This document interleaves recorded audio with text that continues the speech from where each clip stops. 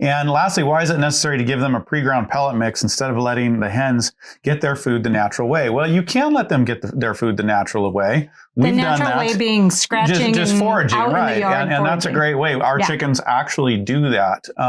Depending on your environment, and in most environments, they're probably not going to get the protein they need to produce the amount of eggs that you want. Now, that's going to depend on your needs. If you've got a whole lot of chickens and your egg needs are low, then you might be able to do that. But here's one of the other things is you got to be careful how you control it, because the chickens will start laying their eggs all over the place. Right. And so again, there's systems you need to have in place, and you need to keep those protein levels up. But you can totally do that. We've done it, and we've experimented with going. We took 1 year where we just totally let them forage. We had a little bit of supplemental feed, a little bit, we were in a good environment. We had lots of forage out there for them, lots of bugs. They were healthy. Egg production did go down, probably partly because they were laying them all over the place. We didn't have a yard. You can keep them in the mornings, is what some people do, and then let them out to forage. Yeah. But for most people, they want a system that's a little bit more reliable, and that gets a little wild, if you will. And that's okay. That does work.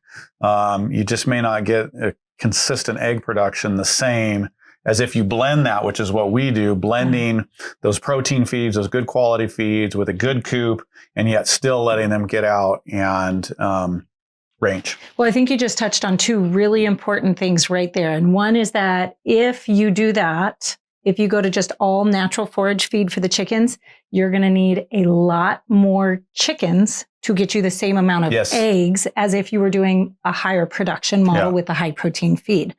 The other thing is that you have to make sure that they have enough space to forage enough to get the food that they need. Otherwise, you're just essentially starving your chickens, and you don't want to be doing that. And how much space depends on your environment. Right. You know, how much vegetation do you have? That vegetation's then going to harbor the bugs, because the chickens, they won't eat a lot more than about 20% of their diet in vegetation. Right. But so they then need to be getting bugs and pecking and scratching.